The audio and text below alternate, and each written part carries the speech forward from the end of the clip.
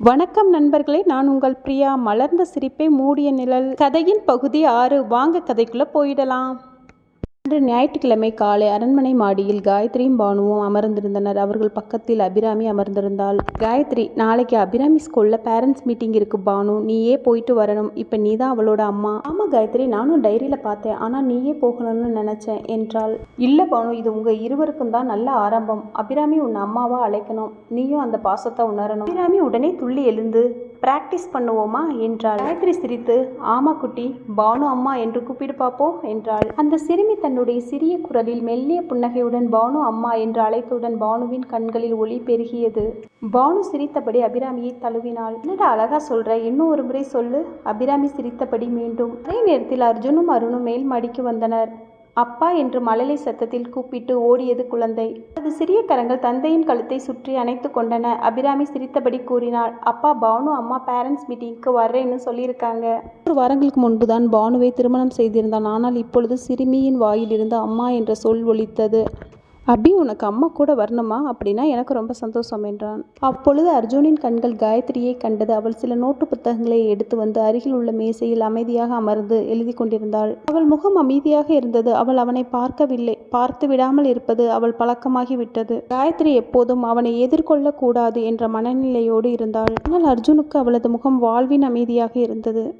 இந்த அமைதியை உணர்ந்த அருண் மெதுவாக பானுவை நோக்கி, பானு வா, நம்ம கீழே போவோம், உனக்காக ஒரு சிறிய சர்ப்ரைஸ் வச்சிருக்கேன் என்றான். பானு குழப்பமாக, என்ன சர்ப்ரைஸ் என்று கேட்டாள். அருண் புன்னகையுடன் கண் செய்கை செய்தான். வா, கீழே போய் தான் தெரியும் என்றான். அவன் அபிராமியை தூக்கி கொண்டு கீழே இறங்கினான். பானு சற்று தயக்கத்துடன், ஆனால் அருண் விடவில்லை. அவளை கையை பிடித்து அழைத்து சென்றான். அவளும் வேறு வழி இல்லாமல் அவரை தொடர்ந்து சென்றாள். பானு கீழே செல்லும் போது அருண் கையில் இருந்து தன் கையை விடுவித்து கொண்டாள். அவள் முகத்தில் கோபம். திடீரென அருணை நோக்கி கேட்டாள், நீங்கள் உங்கள் அண்ணனுக்கு இவ்வளோ சப்போர்ட் பண்ணுறீங்க, ஆனால் அவர் செஞ்சதெல்லாம் உங்களுக்கு சரிதானா? என் தோழி காயத்ரி உங்கள் அண்ணனின் முன்னாள் மனைவி தான் இல்லையா? அது உங்களுக்கு நல்லா தெரியும்னு நினைக்கிறேன். காயத்ரியை அடிச்சிருக்காராம், அவமானப்படுத்தியிருக்காராம். ஆனால் நீங்கள் அவர் செய்கிறதுக்கெல்லாம் ஆதரவாக நிற்கிறீங்க. உங்களை ரொம்ப மதித்தேன் அருண், உங்கள் வேலை, உங்கள் நேர்மை. ஆனால் இப்போது உங்கள் அண்ணன் தப்பாக இருந்தாலும் அவர் உங்கள் அண்ணன்னு நீங்கள் சப்போர்ட் பண்ணுறது எனக்கு பிடிக்கலை. பானு, நான் என் அண்ணன் செஞ்சதெல்லாம் சரின்னு சொல்லலை. ஆனால் இப்போ அவர் மாறிட்டாரு, உண்மையிலேயே மாறிட்டாரு. 2 வருஷம் பானு, 2 வருஷம் அவர் காயத்ரியை தேடி அலைஞ்சிருக்காரு. அருண் ஆழ்ந்த மூச்சு விட்டான். எனக்கு ரொம்ப நாளாக தோணுது பானு என்றான் மெதுவாக. அவரோட வாழ்க்கையில் வந்திருக்க கூடாதுன்னு. நானும் என் அம்மாவும் அவரோட வாழ்க்கையில் வந்ததுக்கு அப்புறம் தான் அவரோட குடும்பம் சிதற ஆரம்பிச்சது. அவரோட வாழ்க்கை முழுவதும் வேற மாதிரி இருந்திருக்கும். அந்த குடும்பம் சந்தோஷமா இருந்திருக்கும். 5 வயசு பானு, 5 வயசுல ஒருத்தனை ஹாஸ்டல்ல போட்டுட்டு போனா அந்த குழந்தை எப்படி பெருசாகும் நீயே நினைச்சு பாரு. அவருக்கு யார் குடும்பம்னா என்னன்னு சொல்லி கொடுப்பா? நான் கூட சில தப்புகள் பண்ணியவன் தான் பானு. என்னுடைய முதல் மனைவி ஸ்ரீமதி, அவள் உயிரோடு இருந்தப்ப அவளோட பேசணும், அவளோட நேரம் செலவிடணும்னு நினச்சேன். ஆனால் முடியல, வேலைன்னு போயிட்டேன். அவள் போனதுக்கு அப்புறம் தான் புரிஞ்சது இன்னொரு வாய்ப்பு இப்போ கிடைக்காதுன்னு. அதுபோல என் அண்ணனுக்கும் ஆகக்கூடாது. அவருக்கு இன்னொரு வாய்ப்பு கிடைக்கணும். அதே நேரத்தில் அர்ஜுன் காயத்ரியின் பக்கத்தில் மெதுவாக நடந்து வந்தான். காயத்ரி இங்கிருந்து போயிடணும் என்று நினைத்தாள். புத்தகங்களை கையில் எடுத்துக்கொண்டு அவசரமாக கீழே செல்ல முயன்றாள். அர்ஜுன் திடீரென அவள் முன் வந்து நின்றான். அவள் திகைத்து நின்றாள். எதுக்கு நீங்கள் இப்படியெல்லாம் பண்ணிக்கிட்டு இருக்கீங்க? இந்த மாதிரி செய்கிறதால என் மனசை மாற்ற முடியாது. எல்லாமே உங்களுக்கு ஒரு விளையாட்டு தான். கல்யாணமும் உங்களுக்கு ஒரு விளையாட்டு தானே? என் வீட்டில் உள்ளவங்களுக்கு பணம் கொடுத்து என்னை கல்யாணம் செஞ்சுக்கிட்டீங்க. நீங்கள் என் மனசை ரொம்பவே காயப்படுத்திட்டீங்க. அழியாத காயம். எதுக்காக நான் அதை எல்லாத்தையும் நான் மறக்கணும்? நான் எதுக்கு உங்களை மன்னிக்கணும்? எல்லாம் உங்களுக்கு ஒரு விளையாட்டு தானே? என்னோட உணர்வுகளோட விளையாடுறதும் உங்களுக்கு ஒரு விளையாட்டு தான். உங்களை விட்டுட்டு நான் வந்ததுக்கப்புறம் மும்பையில் எனக்கு என்ன ஆச்சு தெரியுமா? பானுவை தேடி தான் மும்பைக்கு வந்தேன். ஆனால் அதுக்கப்புறம் தான் தெரிஞ்சது பானு என்ற பெயரில் என்கிட்ட பேசிகிட்டு இருந்தது ஒரு ஆண். அவன் என்னை கூட்டிகிட்டு போய் ஒரு ரூமில் அடைச்சிட்டான். வேற ஒருத்தன் வந்தான், படிக்க வைக்கிறேன்னு என்கிட்ட சொல்லி. அவன் என் மேலே கையை வைக்க முயற்சி பண்ணான். ஆனால் என்னால் முடியல. பக்கத்தில் இருந்த ஜாடியை வச்சு அவனை அடிச்சிட்டேன். அதுக்கப்புறம் போலீஸ் ஸ்டேஷனில் இருந்தேன். அந்த நேரம் எனக்கு உங்கள் உதவி தேவைப்பட்டுச்சு. ஆனால் அந்த நேரத்தில் என் கூட நீங்கள் இல்லை. எப்பெல்லாம் எனக்கு உங்கள் உதவி தேவைப்படுமோ அப்போல்லாம் நீங்கள் என் கூட இருக்க மாட்டீங்க. என் வாழ்க்கை அந்த மாதிரி மாறுறதுக்கு காரணம் நீங்கள் தான். எப்போ நீங்கள் என்னைய கல்யாணம் பண்ணீங்களோ அப்போவே நான் வெளிச்சத்தை இழந்துட்டேன். எப்போ நீங்கள் எனக்கு சப்போர்ட் பண்ணணுமோ அப்போ நீங்கள் என் கூட இல்லை. உங்களுக்கு உங்கள் வழி மட்டும்தான் தெரியுது, என் வழி தெரியாது. அர்ஜுனின் முகம் சிவந்து போனது கோபமாக. திடீரென கத்தினான். அதான்டி, நான் உன்கிட்ட மன்னிப்பு கேட்குறேன். நான் பெரிய தப்பு பண்ணேன்னு ஒத்துக்கிறேன். நீ அனுபவித்த கஷ்டத்துக்காக நான் கஷ்டம் அனுபவிக்க தயாராக இருக்கேன். ஆனால் ஒரே ஒரு வாய்ப்பு கொடு. திரி சிரித்தாள். அப்படியா? நான் என்ன கஷ்டம் கொடுத்தாலும் செய்வீங்களா? செய்வேன் என்றான் அர்ஜுன் உறுதியாக. அப்படியானால் காயத்ரி மெல்ல சுட்டி காட்டினாள். இந்த மொட்டை மாடியிலிருந்து கீழே குதிச்சிருங்க, அப்போ உங்களை மன்னிக்கிறேன் என்றாள். பிறகு அரண்மனை மாடியிலிருந்து காயத்ரி மெதுவாக கீழே இறங்கினாள்.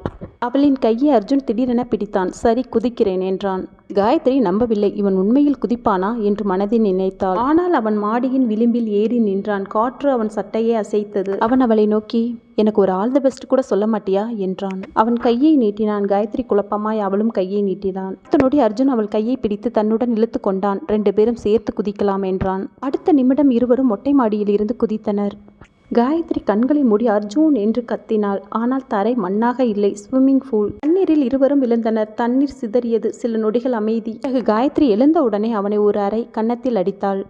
இதுதான் உன் பிரச்சனை அர்ஜுன். எல்லாமே உனக்கு ஒரு விளையாட்டு தான். நான் எவ்வளோ வருத்தப்படுவேன்னு உனக்கு கவலையே இல்லை. உன் கூட வாழ்றதும் ஒன்று தான், சாவோட விளிம்பில் நிற்கிறதும் ஒன்று தான். அர்ஜுன் மெதுவாக, நீ தானே சொன்ன மாடியிலிருந்து குதிக்க சொன்ன, நான் குதிச்சிட்டேன் என்றான். அதே நேரத்தில் வீட்டின் உள்ளே இருந்து ஒரு குரல் வந்தது.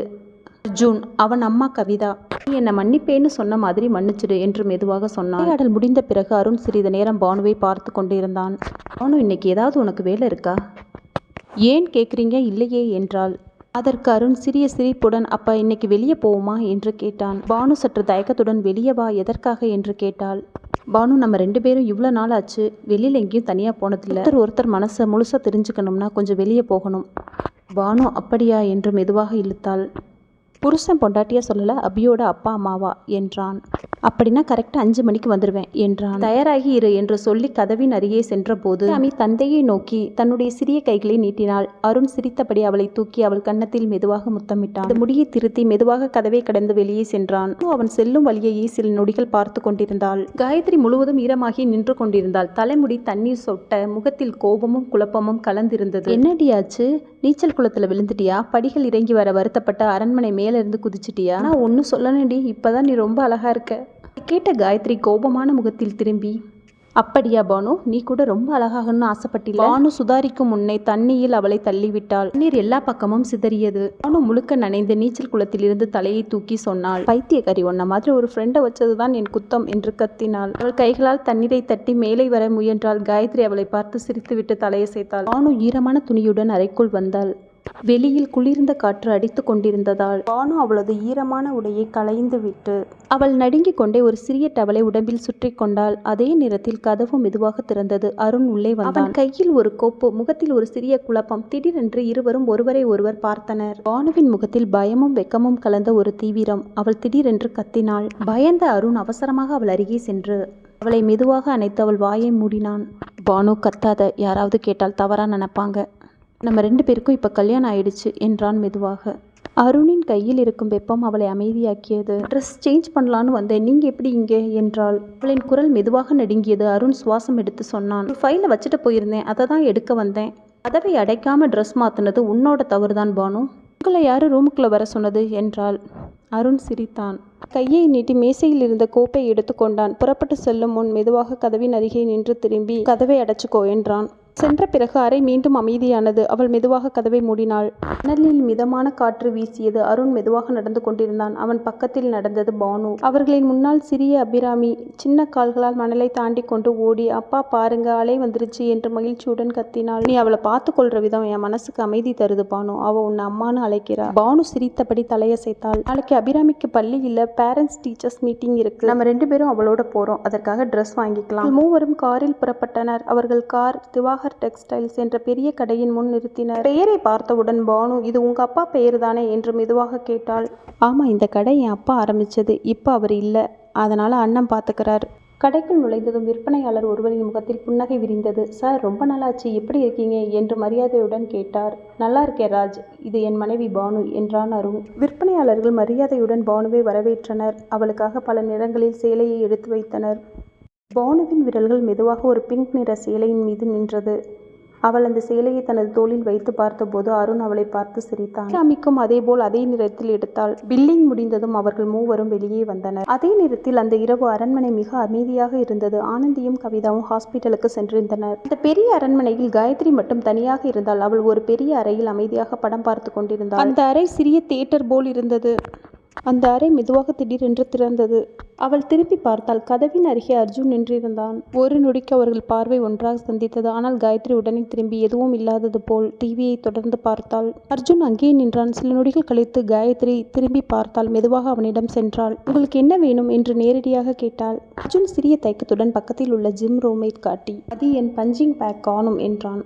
அதை தான் தேடி வந்தேன் என்று சொல்லி முடிப்பதற்கு முன் காயத்ரி கோபமாக, அப்படியா, இங்கே நான் தான் இருக்கேன், என்ன வேணா பஞ்ச் பண்ணுங்க, உங்களுக்கு அது ஒன்றும் புதுசு இல்லையே என்றாள். அர்ஜுனின் முகம் மாறியது. எதுக்காக இப்படியெல்லாம் பேசிக்கிட்டு இருக்க என்றான்.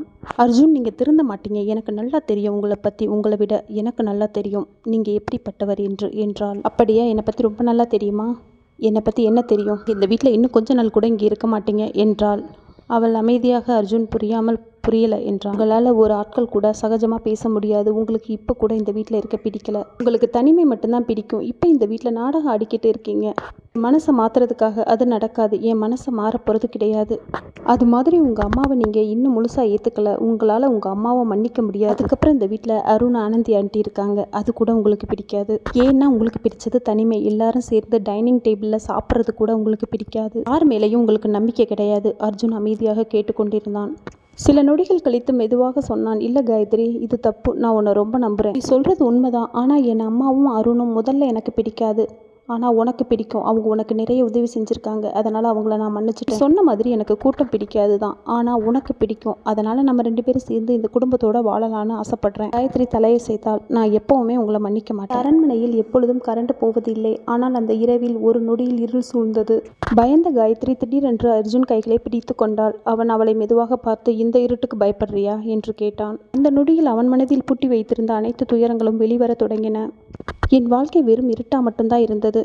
5 வயதிலிருந்து நான் ஹாஸ்டலில் தான் இருந்தேன். ஏன் தெரியுமா? என் கண்ணுக்கு முன்னாடி என் அப்பா வேறொரு பொண்ணோட போயிட்டாரு. என் அம்மா என்னை ஹாஸ்டலில் விட்டுட்டு போயிட்டாங்க. அந்த ஹாஸ்டல்லையும் சில பசங்க சந்தோஷமாக தான் இருந்தாங்க. அந்த ஹாஸ்டலில் இருந்த பசங்களுக்கு கூட கஷ்டம்தான் கொடுத்தேன். நான் ஒரு மிருகம் மாதிரி தான் இருந்தேன்.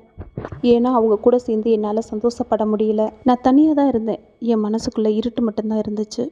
அந்த நேரத்தில் பல தடவை இந்த அரண்மனைக்கு வந்திருக்கேன். என் அப்பா அதே நேரத்தில் வேறொரு பொண்ணோட, வேறொரு பையனோட, அருண், ஆனந்தி, அவங்கள தான் சொல்கிறேன், அவங்களுக்கே தெரியாமல் பார்த்துட்டு போயிடுவேன். அதே நேரம் எனக்கு ரொம்ப கஷ்டமாக இருக்கும். பல தடவை அழுதுருக்கேன், புலம்பியிருக்கேன்.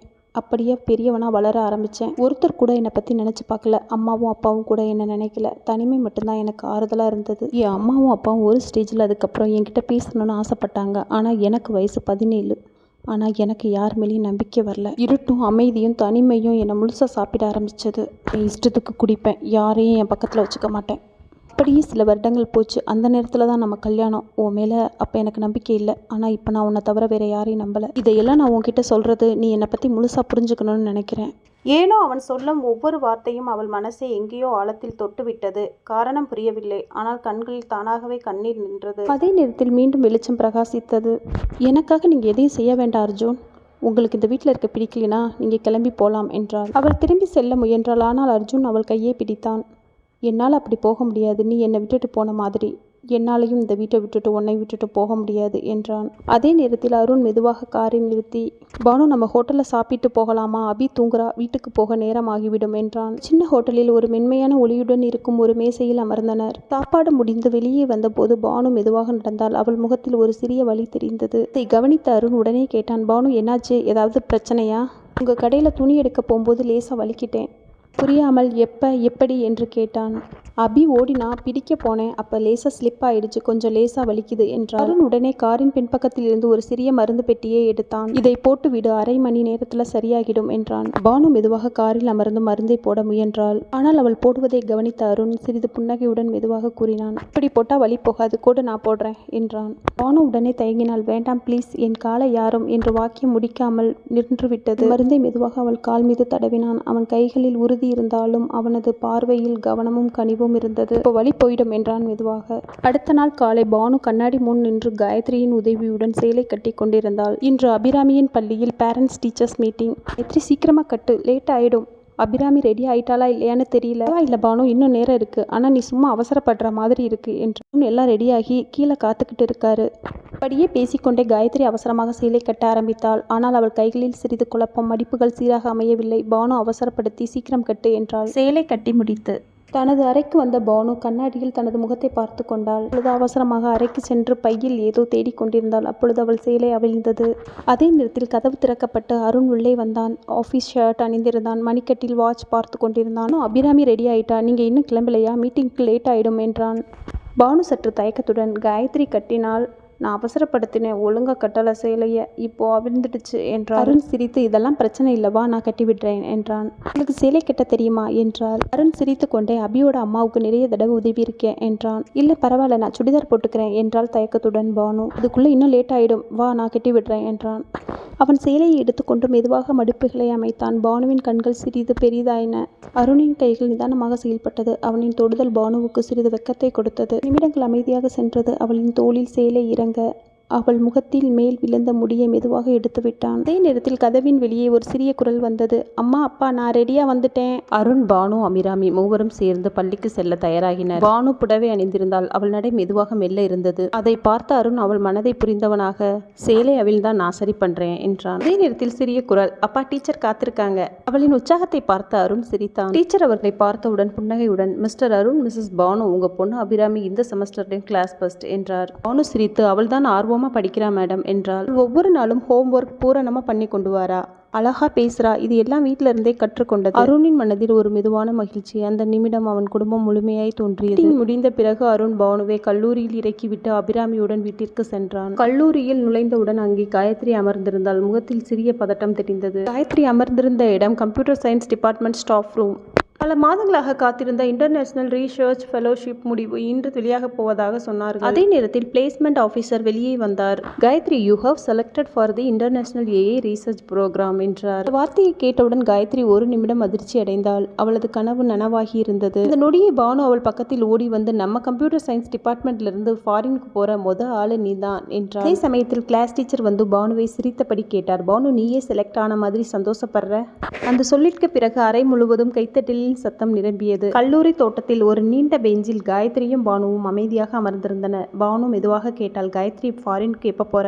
அடுத்த வாரம் என்றால். பானு அதிர்ச்சி அடைந்து, அவ்வளவு சீக்கிரம் போயிட்டு எப்ப வருவ? திரும்பி வரப்போவதில்லை பானு, அங்கேயே செட்டில் ஆகலாம்னு இருக்கேன். முதல்ல நான் இந்த ஊர்ல தான் இருக்கணும்னு நினைச்சேன். ஆனா அர்ஜுன் வந்ததுக்கு அப்புறம் தான் புரிஞ்சது, இங்க இருந்து போகணும். அர்ஜுன் இப்ப முழுக்கவே மாறி இருக்கார். நீயே அவருக்கு ஒரு வாய்ப்பு கொடுக்க கூடாது காயத்ரி? அவர் மாறி இருக்கார். அவரோட குழந்தை பருவ கஷ்டத்தையும் சொன்னார். அம்மா அப்பா இல்லாம அவர் வளர்ந்த கதையையும் என்கிட்ட சொன்னாரு. நான் கேட்டேன், எனக்கு புரிஞ்சது. ஆனால் என்னால் ஏற்றுக்க முடியல. நான் எதுக்காக அவரை விட்டுட்டு வந்தேன்னு தெரியுமா? சுயமரியாதையோட வாழணும், படிக்கணும், என்ன எனக்கே நிரூபிக்கணும். அது எல்லாம் நடந்துருச்சு. ஆனால் இப்போ திரும்பி அவரை ஏற்றுக்கிட்டா நான் என் சுயமரியாதையை இழந்த மாதிரி ஆகிரும். நான் அவரோட சேர்ந்து வாழ்ந்த நாட்களில் நான் அனுபவிச்ச வழிகள் எல்லாம் இல்லைன்னு ஆயிடும். அப்படின்னா நீ திரும்பி வரவே மாட்டியா? இல்லை, இனி நான் திரும்பி வரக்கூடாது. இதுதான் நல்லது பானு. ஆனால் நீ அங்கே ரொம்ப சந்தோஷமா இருக்கணும் என்றாள். காயத்ரி ஒரு சின்ன புன்னகையை தந்தாள். அந்த நேரத்தில் தூரத்தில் ஒரு காரின் சத்தம் கேட்டது. பானு திரும்பி பார்த்தாள். கல்லூரி வாசலில் அருண் நின்றிருந்தான். சிரித்தபடி கையசைத்தான். காயத்ரி, அருண் வந்தாச்சு, போலாம் என்றாள். காயத்ரி மெதுவாக, நான் இன்னும் கொஞ்சம் நேரம் இருக்கணும், எக்ஸ்ட்ரா கிளாஸ் இருக்கு என்றாள். பானு சரி என்று திரும்பி சென்றாள். அருண் அவளுக்காக காத்திருந்தான். முகத்தில் மெதுவான சிரிப்பு. காயத்ரி வரலையா என்று பானு மெதுவாக, அவளுக்கு எக்ஸ்ட்ரா கிளாஸ் இருக்கு என்றாள். அருண் தலையசைத்தான். அண்ட் காயத்ரிக்காக டிபார்ட்மெண்டில் ஒரு ஸ்பெஷல் ரீசர்ச் கிளாஸ் இருந்தது. இன்னும் சில மாணவர்களும் சேர்ந்து பேராசிரியரின் வழிகாட்டுதலில் அடுத்த வாரம் தொடங்கவிருக்கும் ரீசர்ச் விஷயங்களை கவனமாக பதிவு செய்து கொண்டிருந்தனர். மாலை 6 மணிக்குள் பெரும்பாலான மாணவர்கள் வீட்டிற்கு சென்று விட்டனர். ஆனால் காயத்ரி மட்டும் தனது நோட்டு புத்தகங்களில் இன்னும் சில குறிப்புகளை முடிக்க வேண்டியிருந்ததால் தங்கியிருந்தார். பேராசிரியர் கிளம்பி சென்ற பின் கல்லூரியின் வளாகம் மெதுவாக விரிச்சோடியது. கடிகாரத்தில் 7 மணி அடித்தது. காயத்ரி பையை எடுத்துக்கொண்டு மெதுவாக பஸ் ஸ்டாண்டை நோக்கி நடந்தாள். நேரத்தில் எதிர்பாராத விதமாக ஒரு குரல் அவளை கூப்பிட்டது. காயத்ரி, இத்தனை நேரமா? பஸ் கிடைக்குமா இப்ப? அது அவளது கம்ப்யூட்டர் சயின்ஸ் லெக்சர் மோகன் சார். கவலையுடன் அவளை நோக்கி வந்தார். காயத்ரி மெதுவாக சிரித்து, வரும் சார், இன்னும் ஒரு பஸ் இருக்கு என்றாள். அதே நேரத்தில் எதிரில் ஒரு கார் வந்து நின்றது. கார் லைட் மினுங்கி நின்றது. கதவை திறந்து அதிலிருந்து அர்ஜுன் இறங்கினான். அவனை பார்த்ததும் காயத்ரி, இங்க என்ன பண்றீங்க என்று கேட்டாள். மோகன் சார் திரும்பி பார்த்தார். அர்ஜுன் மரியாதையுடன் ஒரு சிறிய சிரிப்புடன், வணக்கம் சார், நான் அர்ஜுன், நீங்க என்றான். காயத்ரி படிக்கும் கம்ப்யூட்டர் சயின்ஸ் டிபார்ட்மெண்ட் லெக்சர் என்றார். அப்போ சரி. அர்ஜுன் மெதுவாக, நான் அவளை கூட்டிட்டு போறேன் என்றான். காயத்ரி உடனே, வேண்டாம் அர்ஜுன், நான் பஸ்ல போயிடுறேன் என்று சொல்ல முயன்றாள். ஆனால் மோகன் சார் தடுத்து, இல்லை காயத்ரி, இந்த நேரத்தில் பஸ் கிடைக்காது, நண்பர் காரில் போயிடு. சார் முன் வாதாட விரும்பாததால் அமைதியாக சம்மதித்தாள்.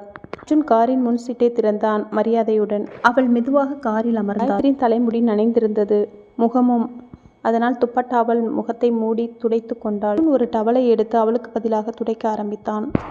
கோபமாக, நீங்க ஒன்றும் இதெல்லாம் பண்ண வேண்டாம் என்றால். அர்ஜுன் அவள் கோபத்தை கவனிக்கவில்லை. கொஞ்ச நேரம் அமைதியா இரு, உன்னால கொஞ்ச நேரம் கூட அமைதியா இருக்க முடியாதா என்றான். அவன் முகம் அவளுக்கு நெருக்கமாக வந்தது. அவள் வார்த்தைகள் இன்றி அவனை இமைக்காமல் பார்த்தாள். அவனை ரசனையாக பார்த்தாள். அவளுக்கே ஆச்சரியம், நொடி அவளுக்குள் குழப்பம். அதே நேரத்தில் அவள் கழுத்தில் இருக்கும் ஈரமான துப்பட்டாவை எடுத்தான் அர்ஜுன். இது ரொம்ப ஈரமா இருக்கு என்றான். பின்னர் காரில் இருக்கும் ஒரு சால்வையை எடுத்துக்கொண்டு அவள் தோளில் போத்தினான். குளிர் அதிகமாக இருந்ததால் காயத்ரியும் அதை ஏற்றுக்கொண்டாள். அதே நேரத்தில் காரின் எதிரே நின்றிருந்த மோகன் சார் பைக் ஸ்டார்ட் ஆகாமல் சிரமப்பட்டு கொண்டிருந்தார். அர்ஜுன் உடனே காரை நிறுத்தி இறங்கினார். என்னோட புல்லட் ஸ்டார்ட் ஆகல என்றார். உதவி செய்தான். மோகன் சார் நன்றி கூறி பேச ஆரம்பித்தார். காயத்ரி இன்னும் ஒரு வாரம் தான் இங்கே இருப்பாங்க. அது வரைக்கும் சில தினங்கள் 6 மணி 7 மணி கிளாஸ் நடக்க வாய்ப்பு இருக்கு. தினமும் இந்த பக்கம் வரீங்கன்னா காயத்ரியும் சேர்த்துக்கோங்க என்றார். அர்ஜுன் சற்று ஆச்சரியமாக இந்த வாரம் தான் இருப்பாங்களா என்றான். காயத்ரி உங்ககிட்ட சொல்லலையா என்று அவர் நடந்ததை கூறினார். மோகன் சார் நன்றியுடன் பார்த்துக்கோங்க என்று கையசைத்து சென்றார்.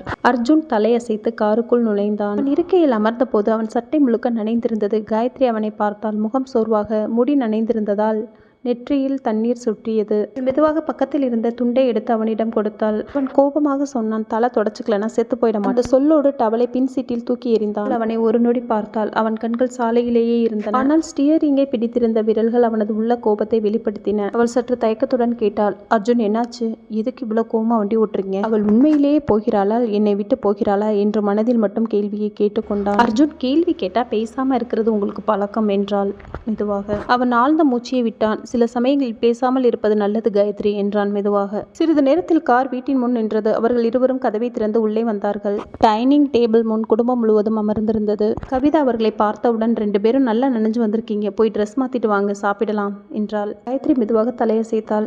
அர்ஜுன் மௌனமாக முன்னே சென்றான். அவரவர் அறைக்குள் சென்றனர். நிமிடங்களில் இருவரும் ஆடை மாற்றிக்கொண்டு மீண்டும் வெளியே வந்தனர். அப்போது காயத்ரியின் கண்கள் அபிராமியை நோக்கின. சிறிய மை டப்பாவை திறந்து அதில் உள்ள கருப்பு மையை தடவி விளையாடி கொண்டிருந்தாள். ஸ்ரீ சிரித்தபடி, அபிக்குட்டி இதெல்லாம் விளையாடக்கூடாதுமா, கண்மை இது என்றாள். இது வேஸ்ட் தான் ஆன்ட்டி, தூர போடுறது தான் என்றாள். அது உண்மைதான் அபி, ஆனா உன் கையெல்லாம் அழுக்காயிருச்சு பாரு என்று அவள் கையை தூய்மையாக்கி அனுப்பினாள். ஆனால் அபிராமிக்கு கை கழுவி கொண்டிருக்கும் போது அபிராமியின் கைவிரல் காயத்ரியின் கன்னத்தில் பட்டதை காயத்ரி கவனிக்கவில்லை. அது கருப்பாக இருந்தாலும் அவளது வெளிச்சமான முகத்தில் அது ஒரு அழகான பிள்ளையாகவே தெரிந்தது. அவள் டைனிங் டேபிளில் வந்து அமர்ந்ததும் அனைவரின் பார்வையும் மெதுவாக அவள் மீது விழுந்தது. முகத்தில் கண்மை இருப்பதை பார்த்த ஆனந்தி, அருண், பானு எல்லோரும் மெதுவாக சிரித்தனர். எதுக்காக சிரிக்கிறீங்க என்று அவள் ஆச்சரியமாக கேட்டாள். யாரும் பதில் சொல்லவில்லை. பானு தனது விரலை உதடுகளில் வைத்தபடி சொல்லக்கூடாது என்று சைகை செய்தாள். அருணும் பானுவும் கணவன் மனைவியாக பக்கத்தில் அமர்ந்திருந்தனர். அருண் காயத்ரியிடம் சொல்ல நினைத்தான். ஆனால் பானு அவனை சற்று நெருக்கி தடுத்தாள். காயத்ரி அந்த இடத்தில் காலியாக இருந்த ஒரு இருக்கையில் அமர்ந்தாள். அவள் கன்னத்தில் பட்டிருக்கும் கண்மை அவளது அழகை மேலும் உயர்த்தியது, திஷ்டி பொட்டு போல. ஆனால் அர்ஜுனுக்கு அது பிடிக்கவில்லை. சாப்பாட்டு இடையில் அவளது முகத்தை மறைமறையாக பார்த்து கொண்டிருந்தான். அவள் பக்கத்தில் இருந்த டிஷ்யூ பேப்பரை எடுத்துக்கொண்டு அவள் கன்னத்தை மெதுவாக துடைத்தான். திடுக்கிட்டு அவனை பார்த்து என்ன பண்றீங்க என்று பதட்டமாக கேட்டாள். அர்ஜுன் மெதுவாக, இதுக்குதான் எல்லாரும் சிரிச்சாங்க என்று சொல்லி டிஷ்யூவில் இருந்த அந்த கண்மை கரையை காட்டினான். காயத்ரியின் முகம் சிவந்தது. அவளுக்கு பதட்டமும் வெக்கமும் கலந்திருந்தது. அந்த தருணத்தில் எல்லோரும் அவர்களை பார்த்து கொண்டிருந்தனர். அவள் திரும்பி பார்த்தபோது அவர்கள் எல்லோரும் திடீரென தங்கள் பிளேட்டில் தலை குனிந்து சாப்பிட ஆரம்பித்தனர். அந்த வீட்டில் அர்ஜுனுக்கு தனி மரியாதை இருந்தது. அவர் தந்தை திவாகர் உயிரோடு இருந்தபோது அந்த டைனிங் டேபிளின் மையத்தில் தான் இருப்பார். அதே இடத்தில் இப்பொழுது அர்ஜுன் அமர்ந்திருந்தான். யாராலும் அவனிடம் கேள்வி கேட்க முடியாது. இதுவே அருணாக இருந்தால் ஒரு வழியாக்கியிருப்பார்கள். அம்மா தானாக வந்து கேள்வி கேட்டால் ஒரு வார்த்தை 2 வார்த்தை பேசுவான், அவ்வளவுதான். அதுபோல்தான் அருணிடமும் ஆனந்திடமும் பானுவிடமும் பேசியது கிடையாது. ஆனால் இன்று அவன் தன் கையால் காயத்ரியின் கன்னத்தில் இருந்த மையை துடைத்த போது ஆனந்திக்கும் கவிதாவிற்கும் தான் ஆச்சரியமாக இருந்தது. அருணும் பானும் கண்டு கொள்ளவில்லை. முன்பே தெரியும் என்பதால் இவர்களை பற்றி. காயத்ரி குழப்பத்துடன் சாப்பாட்டை விரைவாக சாப்பிட்டு முடித்து அமைதியாக எழுந்து தனது அறைக்குள் சென்று விட்டாள். அர்ஜுன் சாப்பிட்டு முடித்ததும் மெதுவாக படிகள் ஏறி தன் அறைக்கு சென்ற போது அவன் அறை கதவு திறந்திருந்தது. அருண் அமைதியாக அமர்ந்திருந்தான். மேசையின் மேல் ஒரு அழகான ஒயின் பாட்டில், அதற்கருகில் 2 கண்ணாடிகள். நான் இந்த மாதிரி செய்யக்கூடாதுன்னு தெரியும், ஆனா இன்னைக்கு நீங்க ரொம்ப வழியில இருக்கீங்க, அதனால தான் ஒரு சின்ன சர்ப்ரைஸ் வச்சேன். இன்னைக்கு நம்ம 2 பேரும் நல்லா குடிச்சு சந்தோஷமா இருக்கலாம் என்றான். அவன் பேசிக்கொண்டே இருந்தான். இதற்கிடையில் அர்ஜுன், நீ குடிப்பியா என்று கேட்டான். அதற்கு அர்ஜுனின் முகத்தை பார்த்தபடி மெதுவாக, ஸ்ரீமதி இறந்தப்ப முதல்ல குடிச்சேன், அதுக்கப்புறம் இன்னைக்கு தான், உங்களுக்காகவும் உங்கள் கஷ்டத்திற்காகவும் என்றான். அவனை அமைதியாக பார்த்து கொண்டிருந்தான். அவனுக்கு ஒருவன் தன் அறையில் மருந்து அருந்துவது ஒரு பெரும் குற்றம் போல் தோன்றியது. அவன் மது அருந்துவதாக இருந்தால் தனியாக தான் அருந்துவான். அர்ஜுன் அமைதியாக சுவாசித்த பிறகு சொன்னான், அருண் நன்றி, ஆனா நான் குடிக்க மாட்டேன்னு முடிவு பண்ணியிருக்கேன் என்றான். சரி புரிஞ்சது, நீங்க குடிக்க வேண்டாம், ஆனா இந்த பாட்டில நான் திறக்கிறேன், இத்தனை வருஷம் கழிச்சு நம்ம குடும்பம் ஒன்னா சேர்ந்திருக்கிறதுனால என்றான். சில நொடிகள் பேசவில்லை. அவன் மெதுவாக ஜன்னல் பக்கம் சென்று வெளியில் மழை தொடர்ந்து விழுந்து கொண்டிருப்பதை பார்த்து கொண்டிருந்தான். அருணுக்கு போதை அதிகமானதை பார்த்த அர்ஜுன், போதும் குடிச்சது அருண், உன்னுடைய ரூமுக்கு போ என்றான். அருண் சிரித்தபடி கையில் இருந்த கண்ணாடியை மேசையில் வைத்து, முடியாது அண்ணா, என் ரூம்ல பானு இருப்பா, என்றான். அவ குடிச்சதை பார்த்தா முகம் சுளிப்பா, அப்புறம் இப்படி குடிச்சிட்டு ரூமுக்கு போக முடியாது என்றான். அந்த இரவு அரண்மனை லைப்ரரி அமைதியாக இருந்தது. தனது புத்தகங்களை திறந்து ஆழமாக படித்துக் கொண்டிருந்தாள். அவள் பக்கத்தில் பானு சில நிமிடங்கள் படிக்க முயன்றாள். ஆனால் மனம் கவனம் செலுத்தவில்லை. சில நேரங்கள் கழித்து அவள் பெஞ்ச் மீது சோர்வாக தலை வைத்து படுக்க ஆரம்பித்தாள். அதை பார்த்த காயத்ரி, என்னடி பானு சோர்வா இருக்க என்றாள். ஒரே அறையில அருணோட படுத்தா தூக்கம் வராது, ஆனா புத்தகம் படிக்கும்போது மட்டும் நல்லா தூக்கம் வரும் என்றாள் மெதுவாக. காயத்ரி ஆச்சரியமாக அவளை பார்த்தாள். ஆனா பானுவின் மனம் வேறொரு நினைவில் மூழ்கி இருந்தது. அருண் வேறு எனக்கு சேலை கட்டுவிட்டான் என்று நினைத்து கொண்டிருந்தாள். அந்த நேரத்தில் அவள் முகம் தானாகவே சிவந்தது. அதே நேரத்தில் அர்ஜுன் கோபத்தோடு மொபைலை எடுத்தான். இவன் சரி வரமாட்டான் என்று. நேரத்தில் காயத்ரியின் மொபைல் ஒலி எழுப்பியது. திரையில் அர்ஜுன் என்ற எழுத்து மின்னியது. சற்று தயங்கியபடி போனை எடுத்து ஹலோ என்றால் மெதுவாக. மறுபக்கத்தில் இருந்து அர்ஜுனின் குரல் கடுமையாக கேட்டது. பாரு காயத்ரி, அருண் என்னோட ரூம்ல குடிச்சுக்கிட்டு இருக்கான், பானுவை வந்து கூட்டிட்டு போ சொல்லு என்றான் சுருக்கமாக. அவ்வளவுதான், சொல்லிவிட்டு போனை வைத்து விட்டான். கேட்டவுடன் பானுவின் கண்கள் பெரியதாயின. என்ன சொல்ற காயத்ரி, அருண் குடிப்பாரா என்று ஆச்சரியமாக கேட்டாள். ஆழ்ந்து மூச்சு விட்டாள். எனக்கு தெரியல பானு, அர்ஜுன் தான் சொல்றாரு, ஆனா எனக்கு தெரிஞ்சு இது அர்ஜுன் வேலையா தான் இருக்கும் என்றாள் சிந்தனையுடன். நீ போய் அருணை ஒரு ரூமுக்கு கூட்டிட்டு போ பானு என்றாள் மெதுவாக. பானு தலையை மெதுவாக அசைத்தாள். ஆனால் காயத்ரியிடம் சொன்னாள், அர்ஜுன் ரூமுக்கு நான் எப்படி தனியா போறது, நீயும் என் கூட வா என்றாள். காயத்ரி சில வினாடிகள் யோசித்தாள். பானுவின் குரலில் இருந்த அச்சத்தை உணர்ந்தாள். சரி பானு, நான் வரேன் என்றாள். இறுதியில் இருவரும் சேர்ந்து அமைதியாக அர்ஜுனின் அறைக்கு செல்ல தொடங்கினர். இடத்தில் அர்ஜுனின் அறை கதவு திறந்தது. பானுவும் கவிதாவும் உள்ளே வந்தனர். பானு அவள் பக்கத்தில் நின்று கொண்டிருந்த அருணை நோக்கி, அருண் போலாம், நம்ம ரூமுக்கு போலாம் என்றாள் மெதுவாக. அருண் அவளை நோக்கி பார்த்தான். கண்களில் மந்தமான சிவப்பு. ஆனாலும் அவன் முழுமையாக மயங்கவில்லை. அவன் கண்ணோட்டம் மெதுவாக அர்ஜுனை நோக்கி சென்றது. அவனது மனதில் ஒரே எண்ணம், அண்ணா மாட்டி விட்டுட்டாரு என்று. ஆனால் அந்த சிந்தனையை வெளிக்காட்டவில்லை. அவன் தன் தலையை சிறிது வலப்பக்கமாக சரித்து, சரி போலாம் என்றான். அப்படியே சொல்லி எழுந்து பானுவோடு வெளியே சென்றான். அவள் அர்ஜுனை நோக்கி திரும்பி, இதெல்லாம் உங்களால தானே, நீங்க தானே அருணை குடிக்க வச்சீங்க என்று கோபமாக சொன்னாள். அர்ஜுனின் முகத்தில் எப்பொழுதும் போல் நிதானமான குளிர்ச்சி இருந்தது. ஏன், எனக்கு வேற வேலை இல்லையா? தான் அருணை கட்டி எடுத்து வந்து மதுவை ஊத்தினேனா என்றான். ரூம்ல தான் அவர் குடிச்சிருக்காரு, அப்ப நீங்களும் குடிச்சிருப்பீங்க. அர்ஜுன் நேராக அவளை பார்த்தான். அந்த பார்வை அவளது கண்களை ஊடுருவியது. நம்ப மாட்டியாடி என்று அவன் மெதுவாக கேட்டான். அர்ஜுனின் மனதில் தன்னை விட்டு செல்ல போகிறாள் என்ற கோபமும் இருந்தது. நொடி காயத்ரியின் இடையை பிடித்து தன்னுடன் நெருக்கி கொண்டு கன்னத்தை ஒற்றை கையால் பற்றி அவள் மென் இதழ்களில் அவன் வலிய இதழ்களை ஆழமாக பதித்தான். அவன் இதழ்களால் அவள் இதழ்களை சிறை செய்தான். அவனை அதிர்ந்து விழி விரித்து பார்த்தாள். என்ன பண்றீங்க என்று அவனை விலக்க பார்த்தாள். அவனிடமிருந்து விலக போராடினாள். ஆனால் அவளால் முடியவில்லை.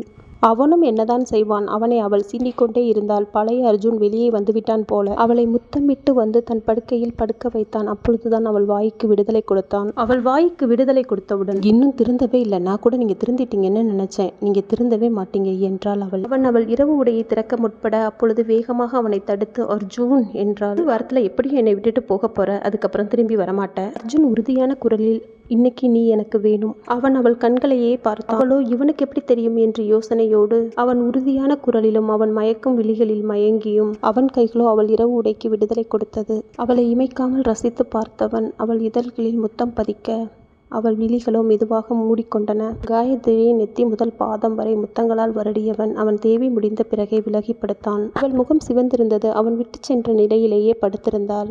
இன்னும் அவன் கரங்களுக்குள் அவள் இருப்பது போன்ற உணர்வு அவளுக்கு. 2 வருடங்களுக்கு முன்பு அவனோடு வாழும்போது கூட இப்படி அவள் உருகியது கிடையாது. முன்னாளில் அவன் தொடுதல் என் மனதிலும் உடலிலும் அருவருப்பாகவே பரவி ஓடியது. அவளுக்கே ஆச்சரியம், அவனுக்கும் அதே ஆச்சரியம்தான். அவன் அவளை திரும்பி பார்த்தான். அவள் எப்பொழுதும் அவள் உணர்வுகளை அவனிடம் வெளிக்காட்ட மாட்டாள். அதனால் அவனும் அவளிடம் ஒன்ஸ் மோர் கேட்டது கிடையாது. 2 வருடங்களுக்கு முன்பு அவன் அவள் பக்கத்தில் வந்தால் கூட அவளுக்கு பிடிக்காது. அவனுக்கே அது நன்றாக தெரியும். ஆனால் அதை அவன் பொருட்படுத்த மாட்டான். ஆனால் இன்று இவள் உருகி படுத்திருப்பதை ஆச்சரியமாக பார்த்தான். வெக்கத்தில் அவள் முகம் சிவந்திருப்பதை பார்த்த அவன் கன்னத்தில் தன் சொரசொரப்பான தாடியை கொண்டு உரசினான். அவள் கன்னத்தின் வெக்கத்தில் துடித்து போனாள். அந்த இடத்தை விட்டு செல்ல முயன்றாள். அவன் விடவில்லை. ஒரே கையால் அவளை தன் கட்டுக்குள் கொண்டு வந்தவன் அப்படியே அவள் மீது படர்ந்தான். துடித்து கொண்டிருந்த அவள் இதழ்களில் அழுத்தமான முத்தமிட்டான். அந்த முத்தத்தில் திகைத்து போனாள். இந்த முறை அவள் எந்த எதிர்ப்பையும் காட்டவில்லை. மேனிகள் மட்டும் பேசிக்கொண்ட ஒரு கூடல். அனைத்து முடிந்ததும் அவளை நெருங்கி படுத்தபடி தூங்க ஆரம்பித்தான். அவள் மெதுவாக, நான் என் ரூமுக்கு போகணும் என்றாள். அதெல்லாம் ஒன்று வேண்டாம், இங்கேயே படு, காலையில் போய்க்கலாம் என்றான் கோபமாக. அவளை நெருங்கி படுத்தபடி தூங்க ஆரம்பித்தான். நீண்ட நாட்களுக்கு பிறகு மிக நிம்மதியாக தூங்கினான். காலையில் விடிந்ததும் அவன் போர்வையை அழகாக சரி செய்துவிட்டு அவனை ஒருமுறை ரசித்து பார்த்துவிட்டு அவனுக்கே தெரியாமல் அவன் அறையில் இருந்து வெளியே வந்தாள். காயத்ரி ஆழ்ந்த மூச்சை விட்டு குளியலறைக்குள் சென்று குளித்து கொண்டிருந்தாள். அவளது மனம் இன்னும் நேற்றிரவு நிகழ்வுகளில் திளைத்து கொண்டிருந்தது. அவனின் முகம், அவனது குரல், அனைத்தும் அவள் நினைவில் மீண்டும் மீண்டும் ஒலித்தது. முடித்து வெளியே வந்தவள் எல்லாத்தையும் மறந்துடணும். புதிய நாள் என்று. இனிமே அர்ஜுனை நினைக்கக்கூடாது, அவர் பக்கம் போகக்கூடாது என்று உறுதி எடுத்துக்கொண்டாள். அவள் முடியை துடைத்து கொண்டே மெதுவாக கிச்சனுக்குள் நடந்தாள். அந்த சமையலறை ஏற்கனவே காலை வேலைகளால் நிரம்பியிருந்தது. பானு அடுப்பின் அருகில் நின்று வேலை செய்யும் பெண்ணிற்கு வழிகாட்டி கொண்டிருந்தாள். அவள் உள்ளே வந்ததை பார்த்த பானு சிரித்தபடி, காயத்ரி நேத்து நைட்டு ஃபுல்லாக படிச்சுட்டு லேட்டாக தூங்கினியா? அளவு சோர்வா இருக்கு முகம், உனக்கு தூக்கம் பத்தலை போல என்று கேட்டாள். காயத்ரி சற்று திணறி, அப்படியெல்லாம் இல்லை பானு, நான் நல்லா இருக்கேன் என்றாள் மெதுவாக. அந்த சமயத்தில் சமையலறை கதவின் வழியாக மெதுவாக ஆனந்தி, பானுவின் மாமியார், உள்ளே வந்தார். வழக்கம்போல் அமைதியான முகத்துடன் பானுவின் அருகில் நின்றார். பானு என்று மெதுவாக கூப்பிட்டார். பானு உடனே திரும்பி, வாங்க ஆண்டி என்றாள். நேத்து அருண் குடிச்சிருந்தான்னு கேள்விப்பட்டேன் என்றார். அவனை தப்பா நினைச்சுக்காத பானு, ஸ்ரீமதி இருந்தப்பதான் முதல்ல குடிச்சான். அவன் மனசு ஏதாவது கஷ்டப்பட்டு இருந்திருக்கும், அதனால தான் குடிச்சிருப்பான் என்றார். அந்த வார்த்தைகள் பானுவின் உள்ளத்தை துளைத்தன. அவர் முதல் மனைவி ஸ்ரீமதியை நினைத்து குடித்திருப்பாரோ என்ற எண்ணமே பானுவின் மனதை வாட்டியது. நீ கவலைப்படாத பானு, ஒரு நாள் அவன் உன்னை முழுமையாய் புரிந்து கொள்வான் என்று சொல்லி பாசமாக அவள் தோளில் கையை வைத்து சமையலறையில் இருந்து வெளியேறினார். பானு மௌனமாக நின்றாள். காயத்ரி அவளின் முகத்தை பார்த்தவுடன் ஏதோ புரிந்தது. என்னாச்சு பானு என்று கேட்டாள். மெதுவாக மூச்சை விட்டுக்கொண்டு, ஸ்ரீமதியை மறக்க முடியாம தான் அருண் குடிச்சிருப்பாரோ? எனக்கு முதல்லயே தெரியும் அவரோட மனசுல ஸ்ரீமதி தான் இருக்காங்கன்னு. ஆனா இப்பெல்லாம் வீட்டில் இருக்கிற ஸ்ரீமதியோட போட்டோவை பார்த்தா எனக்கு ரொம்ப கஷ்டமா இருக்கு. காயத்ரி அவளது கையை பிடித்து மெதுவாக, பானு நீ அப்படியெல்லாம் யோசிக்காத, அருண் ரொம்ப நல்லவர். ஸ்ரீமதியை நினைச்சாலும் நீ பயப்பட வேண்டியதில்லை. அவர் உன்னை மரியாதையோட பார்த்துக்கிட்டு இருக்காரு. அவருக்கு உறவுகளுக்கு எப்படி மரியாதை கொடுக்கணும்னு நல்லா தெரியும். இதை விட்டுட்டு சாம்பாரை ருசிப்பாரு, உன் வயிறு கறிக்கிற மாதிரி சாம்பார்லையும் கருகின வாசம் வருது என்றார். சில நொடிகளில் அனைவரும் டைனிங் டேபிளை சுற்றி அமர்ந்தனர். அருணும் பானுவும் அருகருகே அமர்ந்திருந்தனர். அர்ஜுன் பக்கத்தில் காயத்ரி அமர்ந்திருந்தாள். பச்சை கலர் சேலை அணிந்திருந்தாள். அவள் முகத்தில் ஒரு இயல்பான ஒளி. அந்த ஒளி அவளுடைய கண்களின் மென்மையோடு சேர்ந்து ஒரு புதிய காந்தத்தை உருவாக்கியது. அவளை அந்த வடிவில் பார்த்த அர்ஜுன், அவன் தட்டில் இருந்த சாப்பாடு குளிர்ந்து கொண்டிருந்தது. அவன் பார்வை காயத்ரியின் முகத்தில் ஒட்டி கொண்டிருந்தது. அவள் நீண்ட நாட்களுக்கு பிறகு சேலை அணிந்திருந்தாள். அதை கவனித்த கவிதா, இன்னைக்கு ரொம்ப அழகா இருக்க காயத்ரி என்றார். ஆமா ஆண்டி, இன்னைக்கு காலேஜில் ப்ராஜெக்ட் எக்ஸ்பிளனேஷன் இருக்கு, அதனால தான் சேலை போட்டேன் என்றாள். அவசரமாக சாப்பிடும்போது திடீரென விக்கல் ஏற்பட்டு சிரமப்பட்ட அர்ஜுன் அவசரமாக தண்ணீரை எடுத்து அவளிடம் கொடுத்தான். அந்த ஒரு கணம் மட்டும் இருவரின் பார்வையும் நேராக அருகில் இருந்த பானு மெதுவாக காயத்ரிக்கு மட்டும் கேட்கும் விதத்தில், அர்ஜுனும் என்னென்னவோ பண்ணி பார்க்குறாரு, நீ தான் எதுக்குமே அசைய மாட்டேங்கிற என்றார். காயத்ரி அவளை முறைத்தவாறு, உனக்கு மட்டும்தான் இப்படியெல்லாம் தோணும் பானு. அப்படியா? அப்படின்னா உங்களுக்கெல்லாம் அந்த மாதிரி தோணாதில்ல என்றாள் நக்கலாக. பேச்சை தொடங்கினாள். பாரு காயத்ரி, ப்ராஜெக்ட் நல்லா பண்ணு, உன்னால நம்ம குடும்பத்துக்கு பெருமை வரணும் என்றார். சரி ஆண்டி என்று புன்னகையுடன் காயத்ரி சொன்னாள். சாப்பாடு முடிந்தவுடன், சரி ஆண்டி நான் போயிட்டு வரேன் என்று சொல்லி சீக்கிரமாக கிளம்பிவிட்டாள். வெளியேறியதும் கவிதா அர்ஜுன் என்று தொடங்கினாள். காயத்ரியை கல்யாணம் பண்ணிக்கோ, எனக்கு எந்த பிரச்சனையும் இல்லை என்று கவிதா மீண்டும் சொன்னாள். காயத்ரி உனக்கு ரொம்ப பிடிச்சிருக்குன்னு எனக்கு நல்லா தெரியுது. அவள் ரொம்ப நல்ல பொண்ணு. ஆனால் அவளுக்கு ஏற்கனவே கல்யாணம் ஆயிடுச்சு. அவள் அந்த கல்யாணம் பிடிக்காம தான் மும்பைக்கு வந்தா. நீ அவளை கல்யாணம் பண்ணிக்கிட்டீங்கன்னா அந்த பொண்ணுக்கும் ஒரு நல்ல வாழ்க்கையை கொடுக்க முடியும். பிறகு கவிதா அருணை நோக்கினாள். அருண், நீ வக்கீல் தானே? ஒரு பொண்ணு டிவோர்ஸ் வாங்கணும்னா என்ன ப்ரொசீஜர்? அவர் சொன்ன விதம் சீரியஸாக இருந்தது. பானு கையை வாயில் வைத்து சிரித்தாள். மனதில் நினைத்து கொண்டாள், காயத்ரியின் முன்னாள் கணவன் தன் மகன் என்று தெரியாமல் பேசிக் கொண்டிருக்கிறார்கள் என்று அர்ஜுனுக்கு நன்றாக தெரியும். காயத்ரியின் முன்னாள் கணவன் அர்ஜுன் என்று தெரிந்தால் காயத்ரியிடம் பேசி எப்படியும் சம்மதம் வாங்கிவிடுவார். முன்பு நடந்த கல்யாணம் போல் அவள் மீண்டும் என்கிட்டே வரமாட்டாள். அவள் மனசால் தன்னை ஏற்றுக்கொள்ள வேண்டும். அருண் என்ன சொல்வதென்று தெரியாமல் அர்ஜுனை பார்த்தான். அவன் மெதுவாக, அம்மா நீங்க ஏதோ தப்பா புரிஞ்சுக்கிட்டு இருக்கீங்க, எனக்கு இப்ப கல்யாணம் வேண்டாம் என்று சொல்லி தட்டில் இருந்து சாப்பாட்டை விட்டுவிட்டு எழுந்து உள்ளே சென்றான். அருண் பானுவை நோக்கி மெதுவாக சொன்னான். மன்னிச்சிடு பானு, நான் நேற்று குடிச்சிட்டு வந்ததால உனக்கு என் மேல கோபம் வந்திருக்கும் இல்லையா என்றான். பானு தலையசைத்தாள். அப்படியெல்லாம் ஒன்றும் இல்லை அருண், நான் நல்லா தான் இருக்கேன் என்று சொல்லிவிட்டு அந்த இடத்தை விட்டு எழுந்து சென்றான். அன்று இரவு அருண் படுக்கையின் ஓரத்தில் அமர்ந்திருந்த பானுவை பார்த்தான். அவளது முகத்தில் ஒரு அமைதியான சோர்வு இருந்தது. ஆனால் அவள் கண்களில் எதுவோ சொல்லாமல் இருக்கும் உணர்ச்சி.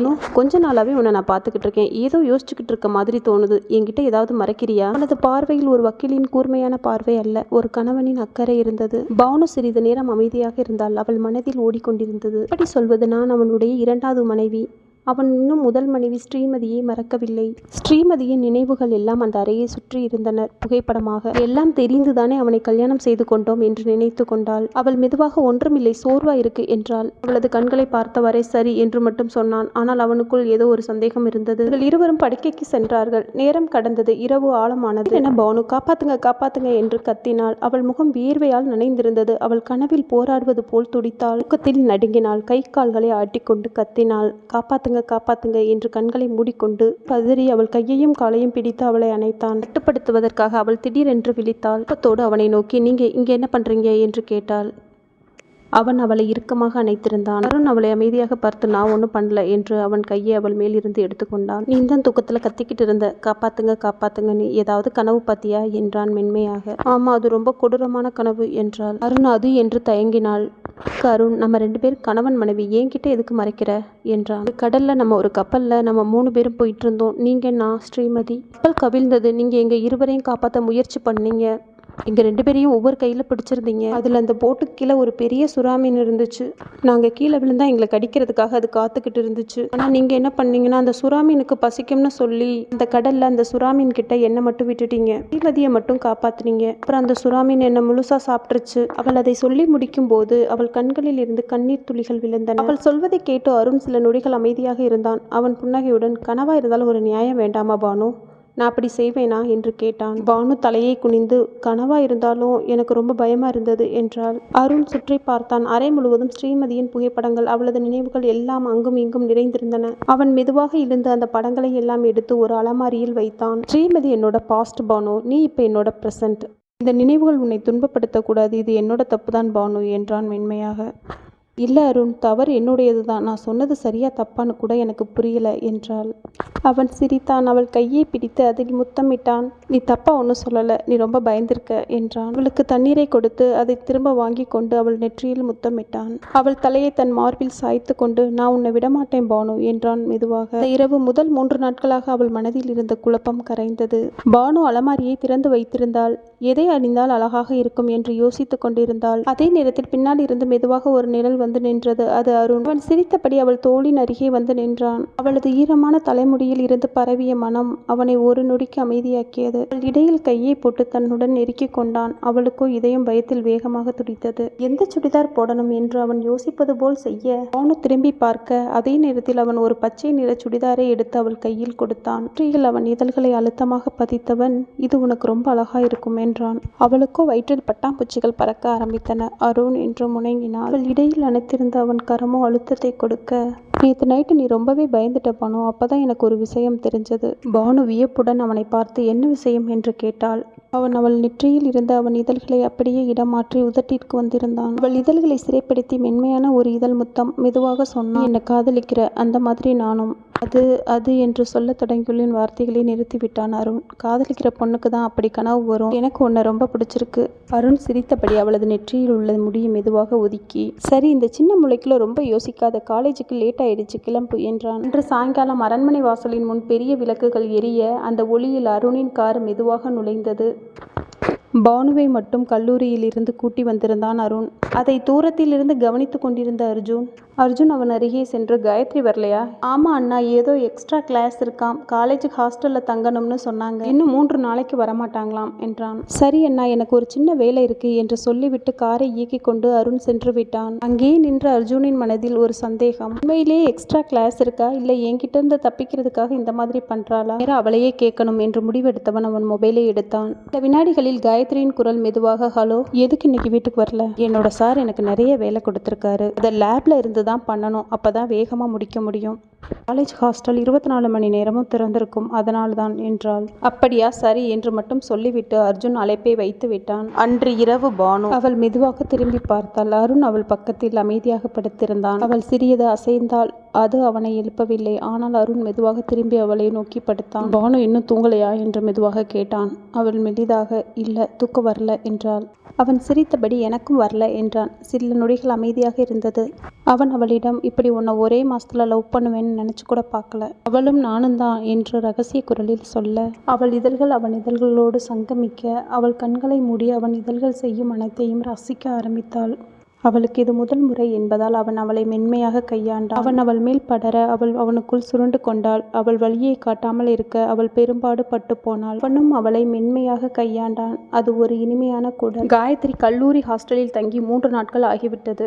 அடுத்த நாள் AI ரீசர்ச் திட்டத்திற்காக ஜப்பான் செல்ல வேண்டியதிருந்தது. அன்று இரவு அரண்மனை திரும்பி அவர்களின் ஆசீர்வாதம் பெற்று போக வேண்டும் என்பதால் அவர்களின் அரண்மனைக்கு வந்தாள். நாளைக்கு நான் ஜப்பான் போகணும், AI ரீசர்ச் திட்டத்திற்காக என்று சொன்னவுடன் அனைவரின் முகமும் பெருமையால் பிரகாசித்தது. வாழ்த்துக்கள் காயத்ரி, ரொம்ப பெருமையா இருக்கு என்றார்கள். மனம் மட்டும் சொல்ல முடியாத கவலை உணர்வுகளால் நிரம்பியது. காயத்ரி சாப்பாடு முடிந்து தனது அறைக்கு சென்றாள். காயத்ரி தூக்கம் வராமல் தனது அறையில் படுத்திருந்தாள். அப்போது அவள் அறை கதவு தட்டப்பட்டது. இந்த நேரத்துல யாரா இருக்கும் என்று எண்ணியவாறு கதவை திறந்தாள். அவளுக்கு முன் அர்ஜுன் நின்று இருந்தான். அர்ஜுன், இங்கேயே வந்தீங்க, யாராவது பார்த்தா என்று அவள் சொல்லிக் கொண்டிருக்கும் போது படிக்கட்டில் இருந்து யாரும் நடந்து வரும் சத்தம் கேட்டது. சற்றும் யோசிக்காமல் அவனை அவள் உள்ளே இழுத்து கொண்டாள். கதவு மூடப்பட்டது. என்ன வேணும் அர்ஜுன் என்று மெதுவாக கேட்டாள். தூக்கம் வரல, சும்மா அரண்மனையை சுத்தி பார்த்துக்கிட்டு இருந்தேன். இந்த அறைக்கு வந்ததும் ஒரு நினைவு வந்தது. சின்ன வயசுல இதுதான் என்னோட ரூம் என்றான். அவள் சந்தேகமாக பார்த்தாள். நீ நம்ப மாட்டியா என்று சொல்லி அவன் அங்கிருந்த பழைய அலமாரியை திறந்து அதன் உள்ளே இருந்து 1 வயது ஆல்பத்தை எடுத்தான். அந்த ஆல்பத்தை அவளிடம் கொடுத்தான். கொடுத்த ஆல்பத்தை எடுத்து மெதுவாக திறந்தாள்.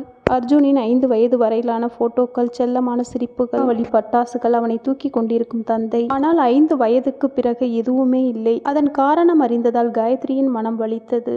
அவன் அவள் மடியில் தலை வைத்தான். அவள் தடுக்கவில்லை. நாளை அவள் போய்விடுவாள் என்பதால் அவள் உள்ளமும் மென்மையடைந்திருந்தது. நீந்தான் நான் ரசிச்சு பார்த்த முதல் பொண்ணு காயத்ரி. உன்னை முதல்ல எப்போ பார்த்தேன் தெரியுமா? நான் வந்திருந்த ஹோட்டலுக்கு நீ காய்கறி விற்க வந்த. மல்லிகைப்பூ வச்சுருந்த. மேக்கப் இல்லாமல் இருந்தாலும் நீ ரொம்ப அழகாக இருந்த. உன்னை பார்க்குறதுக்கு முன்னாடி வரைக்கும் நான் எந்த பொண்ணையும் இந்த மாதிரி கவனிச்சதே இல்லை. குடும்பம், உறவு, குழந்தைகள் எதுவுமே பிடிக்காது எனக்கு.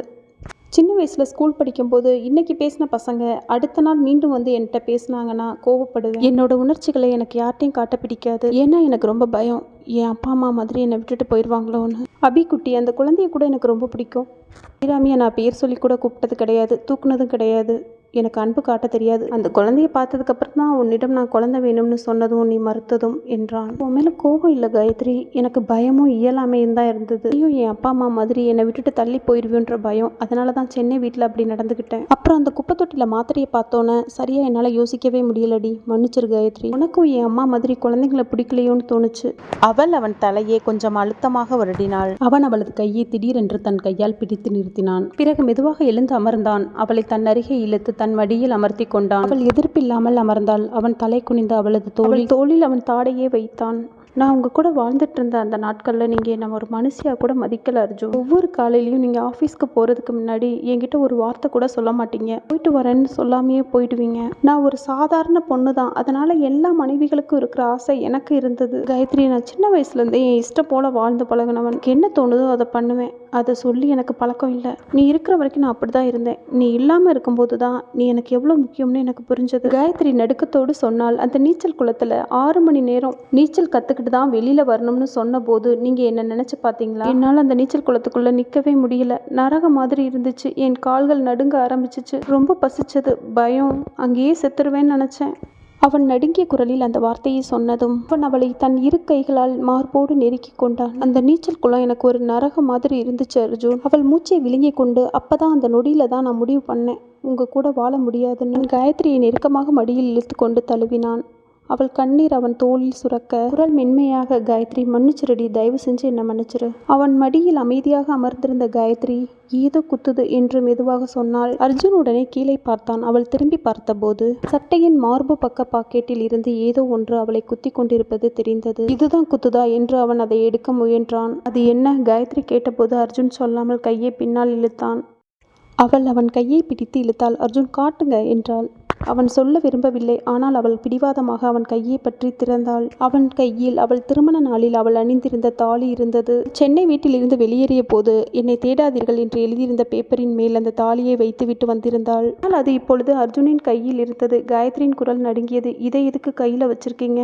இதை நீ என்னை விட்டுட்டு போன நாள்ல இருந்து என் கையில தான் இருக்கு காயத்ரி. எனக்கு புரியல, இதை உன் நினைவா வச்சிருக்கனா, ஒரு நாள் இதை உன் கழுத்துல கட்டுவேன்ற ஆசையில வச்சிருக்கனான்னு தெரியல என்றான். இது உன் கழுத்தில் இல்லாம என் கையில இருக்கிறதுனால நான் ஒரு தவறான மனிதன்னு தோணுது. உன் கழுத்துல இந்த தாலி இல்லாம இருக்கிறத நான் பார்க்கும்போது நான் இந்த உலகத்துல என்ன சாதிச்சாலும் அது சாதனையாகவே தோணாது. பேசிக்கொண்டே அர்ஜுன் அவள் கழுத்தருகே அந்த தாலியை கொண்டு வந்தான்.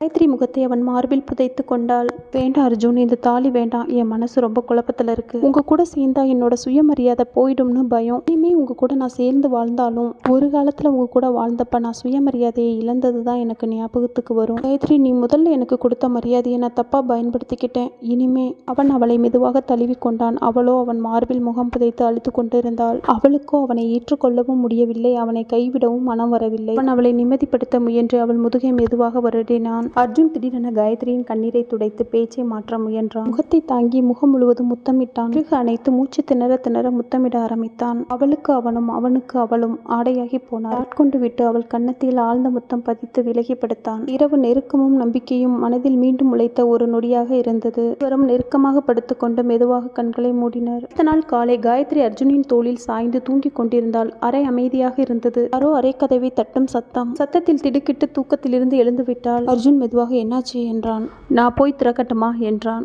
அவள் இன்னும் பயத்தில் வேண்டாம் அர்ஜுன், யாரா இருக்கும்? அதே நேரத்தில் வெளியில் இருந்து ஒரு குரல், காயத்ரி, அர்ஜுனை பார்த்து உங்க அம்மா என்றாள். அவளது மனம் கொந்தளித்தது. இப்பொழுது உள்ளே வந்துவிட்டால் அர்ஜுனை பார்த்தாள். அர்ஜுன் எழுந்து உட்கார காயத்ரி உடனே அவன் கையை பிடித்து இழுத்தாள். அர்ஜுன், பாத்ரூம்குள்ளே போங்க இப்ப. சரியமாக எதுக்கு நான் என்று சொல்ல ஆரம்பித்தான். ப்ளீஸ் அர்ஜுன், புரிஞ்சுக்கோங்க என்று அவள் குரல் நடுங்கியது. காயத்ரி இல்லைனா என்ற போதே அவள் பேச விடாமல் அவனது கையை பிடித்து உள்ளே தள்ளிவிட்டு கதவை மூடிவிட்டாள். கதவை திறந்தாள். ஆனால் அவள் மிக இயல்பாக இருக்க முயன்றாள். ஆனாலும் குரல் திணறியது. நீங்க? கவிதா உள்ளே வந்துவிட்டாள். அறையை பார்த்தாள். என் ரூம்ல ஹீட்டர் வேலை செய்யலாமா? அதான் ஒரு ரூம்ல குளிக்கலான்னு வந்தேன் என்று எளிமையாக சொன்னார். பாத்ரூம் கதவை திறந்து உள்ளே நுழைந்தார். பாத்ரூமுக்குள் அர்ஜுன் என்று இருந்தான். அவரது கண்களில் ஆச்சரியம், வலி, அதிர்ச்சி எல்லாம் கலந்திருந்தது. முற்றிலும் அமைதியாக நின்றான். எந்த குற்ற உணர்வும் இல்லாத முகம். ஒரு வினாடி கூட யோசிக்காமல் அந்த பாத்ரூமில் இருந்து வெளியே வந்தான். கவிதா எதையும் பேசவில்லை. இருவரும் ஒரே அறையில் அவர் எதிர்பார்க்கவே இல்லை. காயத்ரி தலை குனிந்து நின்றால் நிலத்தில் புதைந்து விடலாமா என்ற அளவுக்கு அவமானம். அவளுக்குள் ஒரு கேள்வி, ஆன்டி என்ன நினைப்பார்கள்? கவிதா ஒரு வார்த்தையும் சொல்லாமல் ஒரு தடவை காயத்ரியையும் ஒரு தடவை அர்ஜுனையும் பார்த்தார். பின்னர் அறைக்கதவை மெதுவாக மூடி வெளியே நடந்து சென்றார். காயத்ரி அந்த கதவை மூடும் சத்தத்தில் உடைந்து போனாள். கண்களில் நீர்த்துளிகள் பெருகின. அர்ஜுன் மெதுவாக அவள் அருகே வந்தான். காயத்ரி, முதல்ல அழுறதை நிறுத்து. இதில் உன் தப்பு எதுவும் இல்லை. நான் தானே ஒரு ரூமுக்கு வந்திருக்கேன். நீ எதுவும் தப்பு செய்யலை. நான் பார்த்துக்கிறேன். தயவு செஞ்சு இந்த ரூமை விட்டு வெளியே போங்க. அவளது குரலில் கோபம் இல்லை, பயம் இருந்தது. அந்த நேரத்தில் அவளது போன் அதிர்ந்தது. காயத்ரி, கொஞ்ச நேரம் வெளியே வா, உன்கிட்ட பேசணும் என்று கவிதாவின் குரல். காயத்ரி வெளியே வந்தபோது கவிதா தோட்டத்தில் நிற்பது தெரிய கவிதா பக்கத்தில் நடந்து சென்றாள். அவள் பேச ஆரம்பிக்கும் முன் அர்ஜுன் அந்த இடத்திற்கு வேகமாக வந்து நின்றான். எதுக்கு காயத்ரியை மட்டும் கூப்பிட்டீங்க? காயத்ரி ரூம்ல நானும் தானே இருந்தேன். அப்ப என்ன ஆச்சுன்னு என்னையும் விசாரிக்கணும். அர்ஜுனின் குரலில் கத்தலும் இல்லை, நடுக்கமும் இல்லை. கவிதா கோபமாக, அர்ஜுன், காயத்ரியை கல்யாணம் பண்ணிக்க விருப்பம் இல்லைன்னு என்கிட்ட சொன்ன நேத்து. அப்ப நீ அவ ரூம்ல என்ன பண்ணிக்கிட்டு இருந்த? நான் உங்களுக்கு கல்யாணத்துல தான் இன்ட்ரெஸ்ட் இல்லைன்னு சொன்னேன். காயத்ரி மேல இன்ட்ரெஸ்ட் இல்லைன்னு எப்போ சொன்னேன்? மட்டும் இல்லை, அவர் ரூம்ல நான் தான் இருந்தேன். அது என்னோட முடிவு. என்னோட விஷயத்துல தலையிட இந்த வீட்டில் யாருக்குமே நான் உரிமை கொடுக்கல. இந்த வீட்டில் இருக்கிற பெரியவங்களே நிறைய தப்பு செஞ்சுருக்காங்க. எங்களை நீங்கள் கேள்வி கேட்குற மாதிரி உங்களையும் கேள்வி கேட்க ஆட்கள் இருந்திருந்தா நல்லா இருந்திருக்கும். கேள்வி கேட்டால் இந்த வீட்டில் நிறைய கேள்விகள் கேட்கலாம். கேள்வி கேட்காம இருக்கிறது தான் எல்லாருக்கும் நல்லது. அர்ஜுனின் வார்த்தைகள் நேராக கவிதாவின் இதயத்தை குத்தின. கவிதா துடித்த குரலில் பதில் கொடுத்தார். உண்மைதான், இந்த வீட்டில் எல்லாரும் தப்பு செஞ்சுருக்கோம். ஆனால் இன்னைக்கு நீ செஞ்ச தப்பு உன் அப்பா செஞ்ச தப்பை விட பெருசு. காயத்ரியின் பக்கம் திரும்பி, காயத்ரி, நீ கவலைப்படாதம்மா. உன்னை கல்யாணம் பண்ணிக்கிற தகுதி இந்த அர்ஜுனுக்கு இல்லை. நீ இன்னைக்கு ஜப்பான் போகணும் இல்லை என்று சொல்லிவிட்டு கவிதா மெதுவாக திரும்பி நடந்து சென்றார். ஏர்போர்ட்டில் அர்ஜுனும் காயத்ரியும் நின்று கொண்டிருந்தனர். காயத்ரி, போன வேலை முடிஞ்சதுன்னா திரும்பி வரப்போற, அதுக்கு இதுக்கு இவ்வளோ சோகமாக இருக்க? அர்ஜுன், எனக்கு ரொம்ப கஷ்டமாக இருக்கு. நான் இப்போ போகணும்னு தோணலை. இது உன்னோட வாழ்க்கைக்கு முக்கியம். கண்டிப்பாக போய் தான் ஆகணும். அர்ஜுனின் கையை பிடித்து மெதுவாக கேட்டாள். அர்ஜுன், தாலி வச்சிருக்கியா? என் கழுத்தில் போட்டுவிடு. அவன் மெதுவாக தாலியை எடுத்து அவள் கழுத்தில் அணிவித்தான். ஏர்போர்ட்டில் நின்றிருந்த சிலர் அதை வீடியோ எடுக்க ஆரம்பித்தனர். காயத்ரி அவனது கழுத்தை சுற்றி தழுவி கொண்டாள். அர்ஜுன் அவளை இறுக கட்டிப்பிடித்தான். யாரோ ஒருவர் அவர்களை பார்த்து கியூட் என்று சொல்லி வீடியோவை யூடியூபில் அப்லோட் செய்தனர். அர்ஜுனும் காயத்ரியும் அந்த நொடியில் உலகத்தையே மறந்துவிட்டனர். விமானத்தின் கதவு மூடப்பட்டது. காயத்ரி ஜப்பானுக்கு சென்று விட்டாள். கவிதாவும் ஆனந்தியும் அவர்களுக்குள் பேசிக் கொண்டிருந்தனர். கல்யாணம் வேணான்னு சொன்ன அர்ஜுன் ஏர்போர்ட்ல போய் காயத்ரி கழுத்துல தாலியை கட்டியிருக்கான். ஆனந்தி அவரை ஆறுதல் படுத்த முயன்றார். சரி விடுங்க, அர்ஜுனுக்கு கல்யாணம் ஆகலன்னு கவலைப்பட்டீங்கல்ல. அதே நேரத்தில் கதவு திறந்த அர்ஜுன் உள்ளே வந்தான். கவிதா உடனே எழுந்து, என்னடா இது, காலையில கல்யாணத்துல இன்ட்ரெஸ்ட் இல்லைன்னு சொன்னேன், மாலையில் ஏர்போர்ட்டில் தாலி கட்டியிருக்க. அம்மா, எனக்கும் காயத்ரிக்கும் 2 வருஷத்துக்கு முன்னாடியே கல்யாணம் ஆயிடுச்சு. காயத்ரி என்னை விட்டுட்டு தான் சென்னையிலேருந்து மும்பைக்கு வந்தா. அர்ஜுன், நீ என்கிட்ட சொல்லவே இல்லையே என்றார் கவிதா. என்னை மன்னிச்சிடுங்கம்மா, இன்னைக்கு காலையில் கூட உங்ககிட்ட ரொம்ப கடுமையாக பேசிட்டேன். கவிதா அவன் கையை பிடித்து, அப்படிலாம் ஒன்றும் இல்லடா, நான் தான் உன்னை தப்பாக நினச்சிட்டேன். நீ காயத்ரி ரூமில் தானே இருந்த, அவள் உன் பொண்டாட்டி தானே. நீ ரொம்பவே நல்ல பையன். முதல் 3 வாரங்கள் வேலைகள் நன்றாக சென்றன. அவள் தனது வேலைகளில் மூழ்கி கொண்டிருந்தாள். இங்குள்ள புதிய வாழ்க்கை, புதிய கலாச்சாரம் அனைத்தும் அவளை கொஞ்சம் கஷ்டப்படுத்தினாலும் அவள் தன் கனவுக்காக போராடினாள். ஆனால் 3வது வாரத்தின் முடிவில் திடீர் மாற்றம். அடிக்கடி வாந்தி, உடம்பு சோர்வு. அதனால் டாக்டரிடம் சென்றாள். காயத்ரி, உன் வயிற்றில் குழந்தை இருக்கிறது. அது 1 அல்ல 2. அவளால் ஒரு நொடிக்கு பேச முடியவில்லை. அர்ஜுன் எவ்வளோ ஆசைப்பட்டார் குழந்தைக்காக. இப்போது 1க்கு 2 அவள் மனதில் ஓடியது. உடல் நலம் இப்போது குறைவாக உள்ளது. ஜப்பானின் உணவு காலநிலை உனக்கு பொருந்தவில்லை. அதனால் நீ இந்த AI ரிசர்ச் இந்தியா மும்பை கிளையிலேயே தொடங்கலாம். நாங்கள் அனுமதி தருகிறோம். அர்ஜுனுக்கு நேரில்தான் சொல்லணும். அவன் முகத்தில் வரும் சந்தோஷத்தை நேரில்தான் பார்க்க வேண்டும் என்று எண்ணிக்கொண்டாள். யாரிடமும் சொல்லாமல் இந்தியா திரும்புவதற்கான விமான டிக்கெட்டை வாங்கினாள். இருக்கும் அந்த பெரிய அரண்மனை முழுவதும் சிரிப்பு சலசலப்பு எல்லாம் வீட்டிலேயே இருந்த நேரம். அந்த நேரத்தில் யாருக்கும் தெரியாமல் கதவின் அருகே நின்றாள் காயத்ரி சிறிய புன்னகையுடன். கதவு மெதுவாக திறக்க வெளியில் நின்றிருந்தவள் காயத்ரி. முதலில் கண்டவர் கவிதாதான். காயத்ரி இப்படி திடீர்னு வந்துட்ட? அப்படியே நின்ற காயத்ரியை ஒரு வார்த்தையும் கேட்காமல் நில்லில் என்று சொல்லி உள்ளே ஓடி சென்று ஆரத்தி தட்டுடன் திரும்பி வந்தார். காயத்ரி உள்ளே வந்தால் அர்ஜுன் அவளை பார்த்த நொடியில் கண்கள் இமைக்கவே மறந்து போனது. இவ்வளவு சீக்கிரம் முடிஞ்சதா ரீசர்ச்? அவனது குரலில் ஆச்சரியம் புரியாமே ஆனாலும் நிம்மதி. காயத்ரி அவன் அருகே வந்து நின்றாள். அர்ஜுனின் உயரத்திற்கு கொஞ்சம் எட்டி அவள் அவன் காதருகே மெதுவாக இனிமையான குரலில் சொன்னாள். இல்ல முடிஞ்சிடல, ஆனா நீங்க அப்பாவாக போறீங்க. அர்ஜுன் கண்களை சிமிட்டி பார்த்தான். என்ன? காயத்ரி மீண்டும் அவன் காதருகே சொன்னாள். மறுபடியும் சொல்லணுமா? நீங்க அப்பாவாக போறீங்க. ஒரு குழந்தைக்கு இல்ல, 2 குழந்தைக்கு. ஒரு நொடியில் அர்ஜுனின் முகம் முழுவதும் மலர்ந்த புன்னகை. அர்ஜுனின் உயரத்திற்கு கொஞ்சம் எட்டி பேசியதால் காயத்ரி கொஞ்சம் தடுமாறினாள். கீழே விழப்போக அர்ஜுன் உடனே அவளை பிடித்து கொண்டான். ட்வின்ஸ் வாவ் என்று எல்லோரும் சிரித்து மகிழ்ந்த அந்த வீடு முழுக்க திருவிழாவாக மாறிவிட்டது. கவிதா ஸ்வீட் பாக்ஸை எடுத்து வந்தார். முதல்ல காயத்ரி வாயில போடணும், இது ரொம்ப சந்தோஷமான விஷயம் என்றார். சொல்லி காயத்ரியின் வாயில் ஸ்வீட்டை வைத்தார். அவர்கள் இருவரையும் சுற்றி குடும்பம் முழுவதும் மகிழ்ச்சியிலும் சிரிப்பிலும் மூழ்கியது. அப்படியே காயத்ரி அர்ஜுனின் வாழ்க்கை 1 மாதம் முழுக்க சந்தோஷமும் சின்ன சின்ன கனவுகளும் நிறைந்து ஓடியது. 1 மாதம் கழித்து அந்த பெரிய அரண்மனை ஹாலில் காயத்ரி அமைதியாக அமர்ந்திருந்தாள். பக்கத்தில் அர்ஜுன் பேப்பர் வாசித்துக் கொண்டிருந்தான். காயத்ரி மெதுவாக, அர்ஜுன் சாப்பிட்றீங்களா என்று கேட்டாள். அர்ஜுன் பேப்பரை மடித்து எல்லாரும் வரட்டும் சேர்ந்து சாப்பிடலாம் என்றான். குரலில் ஒரு பொறுமை. முந்தைய அர்ஜுனில் இருந்து புதிய ஒரு மாற்றமே. அதே நேரத்தில் பானு காயத்ரியின் கையை பிடித்து மெதுவாக, காயத்ரி எனக்கு தோணுது நான் பிரெக்னண்டா இருக்கேன் போல. பிரெக்னன்சி கிட் வாங்கிட்டு வரணும், யார்கிட்டையும் சொல்லாதே என்று சொல்லிவிட்டு அவசரமாக ஸ்கூட்டியில் கிளம்பி சென்றாள். சொல்லிவிட்டு சென்ற சில நிமிடங்களில் அருண் வந்தான். சுற்றி பார்த்துவிட்டு அண்ணி பானு எங்க என்று கேட்டான். காயத்ரி சற்று திணறி அது தெரியலையே என்று பொய் சொன்னாள். அருண் காயத்ரி சொல்வதை பொய் என்று உடனே கண்டுபிடித்தான். மனதில் 2 பேரும் சரியான கூட்டு களவாணி என்று சொல்லிக்கொண்டு அங்கிருந்து சென்றான். அர்ஜுன் காயத்ரியை பார்த்து, உன்கிட்ட பானு சொல்லிட்டு போன மாதிரி தான் இருந்தது,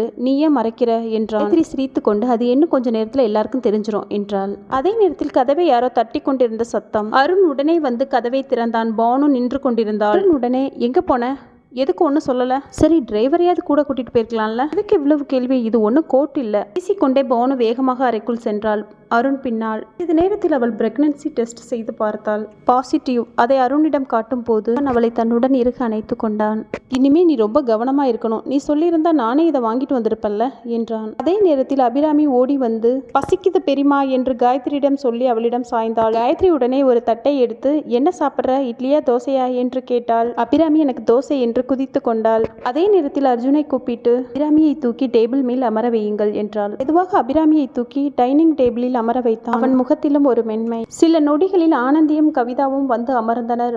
அருணும் பானுவும் வந்தனர். பானு பிடிவாதமாக அருணிடம், நீங்க சொல்லுங்க என்று சைகை செய்தார். மெதுவாக, அம்மா ஆன்ட்டி நான் மறுபடியும் அப்பாவாக போறேன் என்றான். கவிதா இனிப்பை கொண்டு வந்து எல்லோருக்கும் கொடுத்தார். பெரியவர்கள் ஆசீர்வாதம் செய்தனர். பானுவும் காயத்ரியும் இருவரும் ஒருவர் அணைத்து கொண்டனர் நட்பாக. அதே நேரத்தில் அபிராமி சாப்பிட அமர்ந்தாள். காயத்ரி அவள் காதில் ஏதோ சொன்னாள். அபிராமி திரும்பி அர்ஜுனை பார்த்து வாயை திறந்து, பெரியப்பா ஆ என்று சொன்னாள். அர்ஜுன் உடனே தனது தட்டில் இருக்கும் தோசையை எடுத்து அபிராமிக்கு ஊட்டினான். அவன் முதலாக ஒரு குழந்தைக்கு ஊட்டினான். அதை வீட்டில் உள்ள அனைவரும் ஆச்சரியமாக பார்த்தனர். அபிராமி வயிறார சாப்பிட்டு முடித்ததும் அந்த தட்டில் இருக்கும் உணவை எடுத்து அர்ஜுனுக்கு ஊட்டினாள். அவனும் வாங்கி கொண்டான். அந்த சின்ன செயல் அர்ஜுனின் இதயத்தை நிரப்பியது. சிறிது நேரத்திற்கு பிறகு அவன் காயத்ரியிடம் மெதுவாக ஒரு வேலை இருக்கு, ஆபீஸ்க்கு போகணும் என்று சொல்லி அவள் கன்னத்தில் முத்தமிட்டான். அர்ஜுன் கதவை தாண்டி வெளியே சென்றான். பின்னால் நின்ற காயத்ரி மெதுவாக சிரித்தாள். அவள் சிரிப்பில் மனைவி என்ற நிம்மதி இருந்தது. நண்பர்களே, இந்த கதை உங்களுக்கு பிடிச்சிருந்தால் லைக் பண்ணுங்க, ஷேர் பண்ணுங்க, சப்ஸ்கிரைப் பண்ணுங்க. இந்த கதை இங்கேதான் முடிகிறது நண்பர்களே. அடுத்த அழகான கதையில் மீண்டும் சந்திப்போம். நன்றி.